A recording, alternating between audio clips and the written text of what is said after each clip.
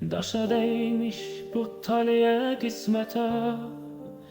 Sen de günahkarsan, ben de günahkar. Tekçe mən mi layiqəm bu nifrətə? Sen de günahkarsan, ben de günahkar. Eşkinle bir daha məni sınama. Yine de dost tökme benim yarama. Ne olar bu kadar beni kınama. Sen de günahkarsan, ben de günahkar. Sen ne kadar büyüsenden benim gözümde her zaman uşak kimi kalacaksan. Beni başa düşeceksen, ne vaxt ki sen özün övlad sahibi olacaksan. Sen ne kadar böyüsenden benim gözümde her zaman uşak kimi kalacaksan. Beni başa düşeceksen, ne vaxt ki sen özün övlad sahibi olacaksan.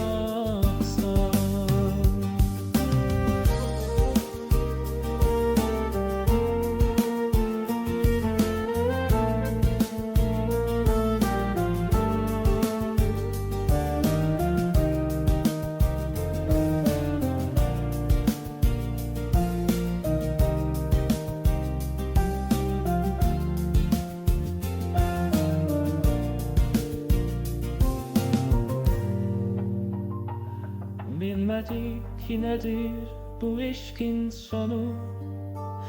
Kısmetin olmadı gelinlik donu. Anarsa hemişe diyecek bunu. Sen de günahkarsan, ben de günahkar. Bilmedik ki nedir bu işkin sonu. Kısmetin olmadı gelinlik donu. Anarsa hemişe diyecek bunu. Sen de günahkarsan, ben de günahkar. Sen ne kadar büyüsenden benim gözümde her zaman uşak kimi kalacaksan.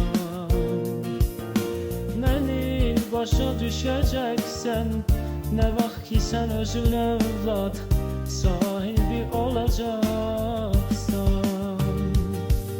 Sen ne kadar büyüsenden benim gözümde her zaman uşak kimi kalacaksan.